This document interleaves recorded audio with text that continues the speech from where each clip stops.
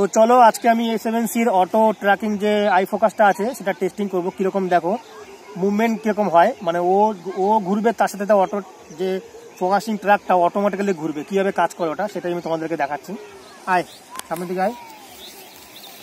এই ধরো আমি রেকর্ড মারলাম, এই দেখো সামনে সামনে দেখো এম থাক, এই দেখো দেখে পুরো চোখটাকে ট্র্যাক করছো। আর একটু পিছনে যা, আর একটু পিছনে যা, এই দেখো রাইট চোখে গেছে। এবার বসে পড়, বুঝে আউট হয়ে গেল। এবার উঠে যা, এই দেখো সঙ্গে সঙ্গে ট্র্যাক করে নিয়েছে। আবার সামনে আয়, দেখো এবার রাইট চোখ লেফট চোখ অটোমেটিক্যালি করছে। পিছনে যা, পিছনে চলে যা, এবার সাইডে ফটকে সরে যা, দিয়ে চলে যা, বেরিয়ে যা, পুরো বেরিয়ে যা।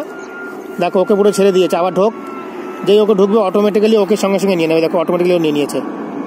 ঠিক আছে, এই হচ্ছে একটা সেট আপ, বেশ ভালো এটা। অটো ট্র্যাক অটোমেটিক্যালি তোমার ট্র্যাক করে। সামনে চলে যায়, আবার হাতটা নাড়া, দেখেছো অটোমেটিক্যালি দেখো ওকেই ট্র্যাক করছে আর ওর সঙ্গে সঙ্গে চোখটাকে ট্র্যাক করে রেখে দিয়েছে, আলাদা কিছু নেই। এবার ধরো আমি যদি হাতটা দিই, হাত দিই, দেখো হাতে পড়ছে না, কিন্তু ও অটোমেটিক্যালি ওর চোখেই পড়ে রয়েছে আই ট্র্যাকটা।